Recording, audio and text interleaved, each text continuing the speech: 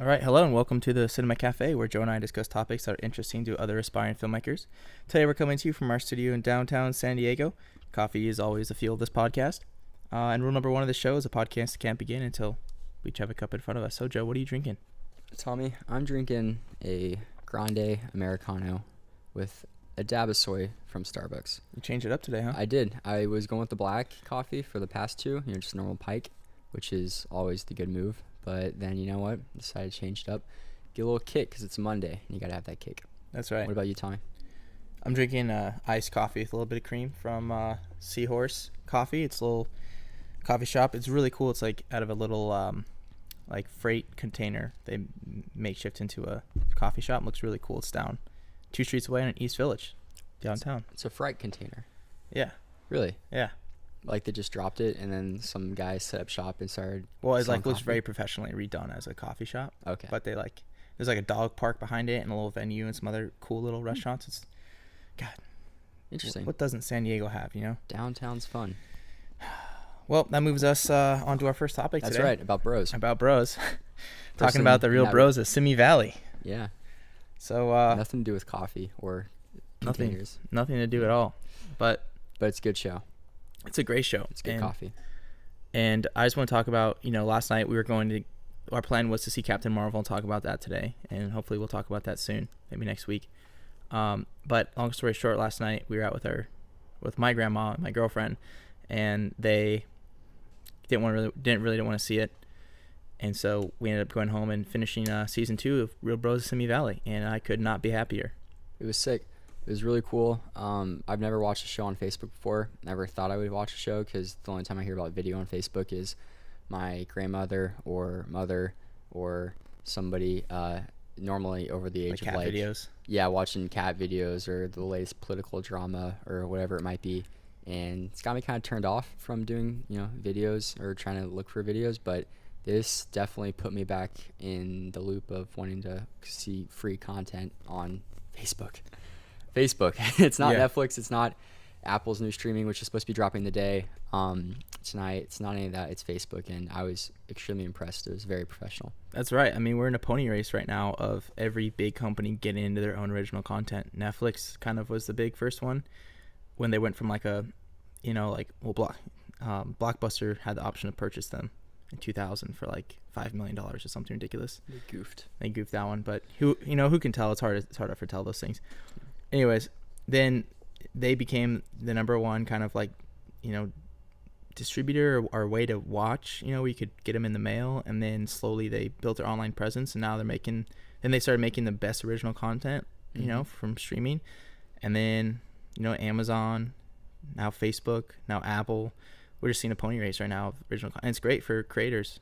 Super good for creators. Good for creators because of the, content and the different avenues that you can go to get stuff made, but also good for the audience because you have this high level of competition where all of a sudden, instead of having to go, back 60 years ago, if you want to go see video content, whether it was like a movie or film, well, it was only film. There was no video. You had to go to a theater, and that was it. So you had to go into a theater, pay money, sit down, watch your show, and then leave.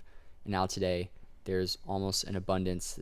There's just it's got to be, 10 different ways right now that you can go and watch free content, like shows, actual shows. Yeah. So then YouTube, the social media platforms, Hulu, Netflix, and then all the rest. I mean, there's probably and those are just like 10 of like the best ones. I'm sure there's a lot of smaller platforms as well that people can watch that are maybe not like nationwide but are more statewide. Yeah, and if you trace this back as a history lesson, from Edison's first kinetograph to the first movie theater to the Nickelodeons, then to hey, that's my face. To the Nickelodeons, to the theater chains, to the 50s, when all of a sudden TV was invented, that brought streaming to your home, and that was a total foreign concept. And now it's brought with us everywhere, on our phones, everywhere we can go. You can be on the subway and be in your car driving, watching Netflix. That's right, and it's really great for us because normally when somebody graduated from college and they were trying to make their way into Hollywood, there was one route to go, and that was to kind of sell a script or get onto a project or walk onto a set and get experience that way. Whereas nowadays, you have guys like Jimmy Tatro who are able to go and just blaze their own path down doing something like making fun of bro culture, and they get highly successful shows off of it and can get into Hollywood that way. And it's really cool to see, and it's something that we're thinking about as well. As our path into Hollywood is not something that we just want to either sell a script or want to get onto a movie or want to work as a PA until we can get enough recognition and move up the chain of command. We're thinking about, and we are making our own content, like a podcast. Right. Oh, it's all about original content. Look at that. And that's awesome that, Jimmy Tatro's been around for a while. Like, he's been around for 7-8 years on He's YouTube. only 27. Yeah, he's only 27. He's Years been old. around. Yeah, but I mean, his like YouTube channel's been around for a while. Like 8 years in the internet world. It's been a while on YouTube, and he's always created original content, whether it be like 10-second videos to like 3-minute videos, and he didn't care about perfection at all. And I just cared about creating the content, getting up there, and just like making it funny, and then posting it and making new stuff every week. And now, that Real Bros of Simi Valley season 2 was a big production. That was like any MTV reality show, style. That was huge. Yeah, it was huge. It was pretty cool to see that area of financial risk that Facebook and whoever else was a part of the project took into giving him, Jimmy Tatro, and the other writers and the actual the cast. I mean, some of the cast was doing their own writing as well, so gave them to set up this like pretty cool show that looked very high end budget, high end like cameras, lighting. They had multiple sets. They had a boat on a lake and a super nice truck pulling it. Yeah, 2 boats and a big cast as well. Yeah. And just granted, you don't know all the logistics of what if they're SAG or if they're deferred or payment for the acting and all the other kind of ins and outs. But you do know that they put a lot of work into it because it shows. Yeah, a lot of time and money, and I really want to know those logistics, because if you're a filmmaker making a movie and you have producers chewing out your ear every day, that's a very common route. But now with all of this original content, especially with like personalities like Jimmy Tatro, who have a long following of content on his YouTube, and he has a big following of people, I wonder in the power dynamics if that's shifting more towards the creators, because now you can have a following and kind of have some leverage when you walk in those meetings, or if a producer tells you something that they don't like and you need to change, and you can say, well, this fits in line with my brand, because he is a brand in a lot of ways. So. Absolutely. And people inside the actual studio system have even talked to us about first getting started, and they've said, back when they were started, again, you start at the bottom and you worked your way up. But nowadays, that isn't how to get in. One of the best ways that they were kind of telling us to do is to put stuff online, put our own, whether it's shorts, video content, whatever it might be, upload it onto YouTube, onto Facebook, onto something, and get views. And then with those views, all of a sudden, instead of just being somebody who has a dream, you have somebody who has facts and statistics that can back up what you're doing. Even if it's not the best video content, they told us, even if it's not like the best stuff, it's not going to be, you have to shoot on your phone, if you have to shoot on like a little DSLR or whatever it might be, do it because, do it because then what is going to happen is you'll be able to walk into a studio meeting and you'll be able to say, look, I, with no budget, was able to get, 15,000 people to see this. There is a market out there for what I'm doing here. And I think that's what Jimmy Tatro has done. Yeah, absolutely. He's done it really well, and I'm excited for him. I'm excited for the show. I kind of want to talk about the show for a second too, because the show itself is unlike a lot of things that I've seen before, where first of all, you can see a big change from season 1 to season 2 in terms of production value, writing, and length. I mean, it went from like 4 or 5 minute episodes. Season 1, there were only like 10 of them, I think, to season 2, where all of a sudden now the 10-minute episodes are a little bit longer, but at the same time, it's still only an hour and 40 minutes total of actual content, right? So it's a mini series, and the production value is there, and it's like a mockumentary, but it's like a mock reality show. Like, this is a new genre, I think, of actual content, and it's getting millions of views and it's getting millions of people that enjoy the show. So, us. Yeah, I mean, yeah, it's so funny, and I don't know if it could stand on its own. I don't think you come out with a movie like this, I don't think you can make a movie out of it. I think that's what the Lonely Island did with the Justin Bieber kind of mockumentary about true, him. yeah. It didn't really find a good audience, but again, they market it kind of differently, and you can blame the marketing for that one. But Jimmy Tatro did a certain this similar thing. Yeah, you wonder how big the actual audience is for like a theatrical release. Yeah, absolutely. Personally speaking, I don't know if I could justify spending $12-15 on a ticket to see a 2-hour movie like this. It's so funny for those 10 minutes, and each episode is so freaking funny. It's just, I'm curious, but they nailed it though. I mean, they nailed the distribution on Facebook for free, and they nailed all that kind of stuff. So, well, even breaking up with it, because you're right. It's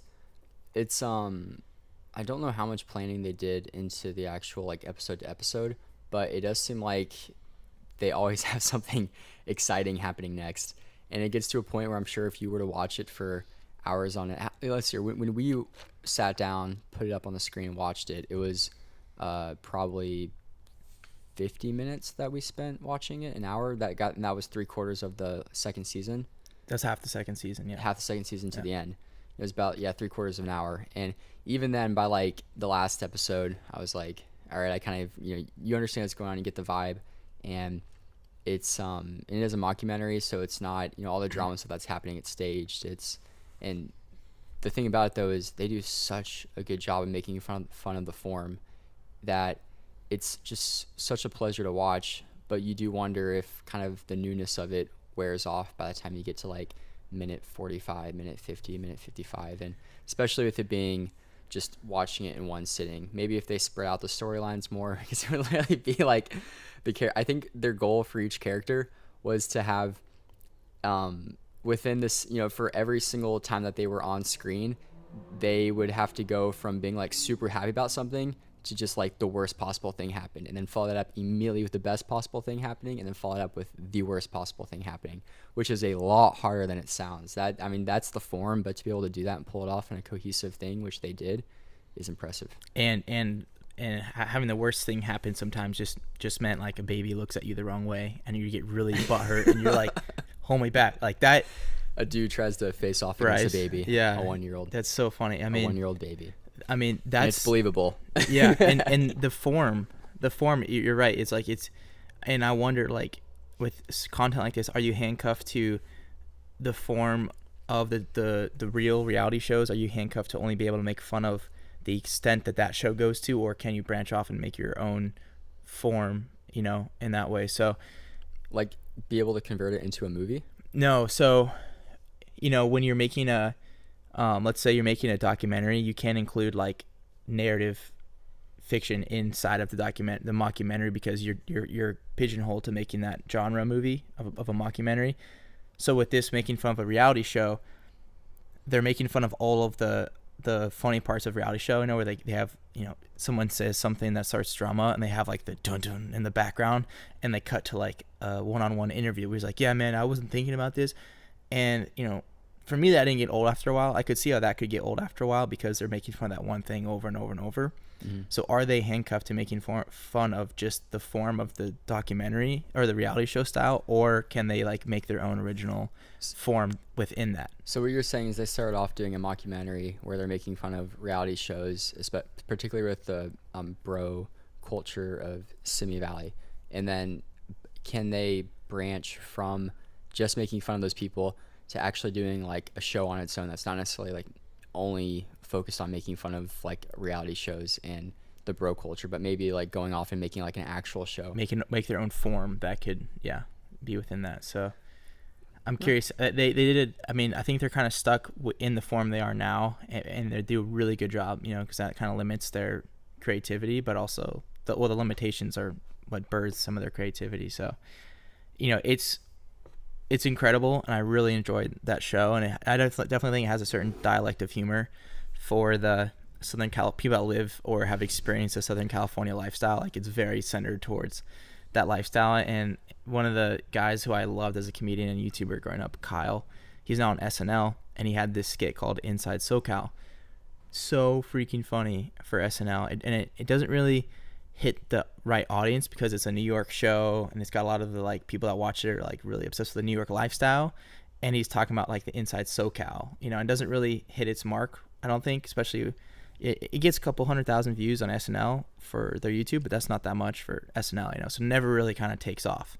So this show is along the same lines of that kind of humor. So you're saying if Facebook could do almost be a platform for like subculture shows that wouldn't make it on a national stage but have their particular audiences in certain places?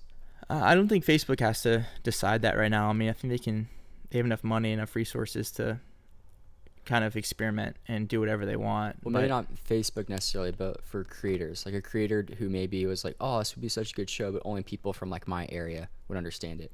Maybe now, instead of just like putting that aside, because what they used to have to do is have to make content that would make them a living, that kind of content, they would have to go to, you know, a movie studio and then get it made and then they're not going to do it if it's the audience is that limited.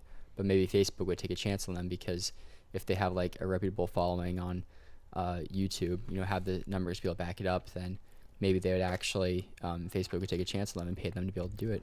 There you go. I mean, that's a great, all these emerging platforms, you know, they're all looking for talented creators. So build up your repertoire now, get good at your skill, hone your crafts, build up a following, and you'll never know what the next platform is that'll be ready for you, you know? Yeah, and put it online. I mean, how many cat videos have you seen that have gone viral for just no reason except they're cute? And people, I mean, that could be one of your videos as well. So that's one of the things that I really regret that we did not do, is put like every single thing that we've done up online, whether it's good, bad, or in between, because you never know if you have a really like awkward video that you put up and, you know, it's like not your best work, not your best editing, but it goes viral because people like are just like, this is the most awkward thing I've ever seen, or this is, you know, for the wrong reasons.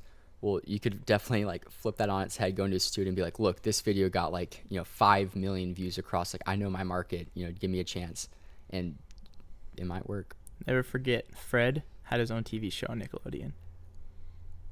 I forgot about that. Yeah. Dude, Fred did. Yeah. On that note, I think we have to say goodbye. I mean, this was a great conversation and I really enjoyed it. Check out Real Bros of Simi Valley if you get a chance, because it's a lot of entertainment. Hopefully they did not sponsor this video, by the way. They did not sponsor this video at all. But this is just, if they want to, we can do another episode about it and talk about it. Maybe have a Jimmy Taser on the show. That'd be great. Yeah, that'd be cool. Shout out. So with that, thank you all for listening. We're planning to do these every week. Please subscribe to help support the show, and we look forward to seeing you next week.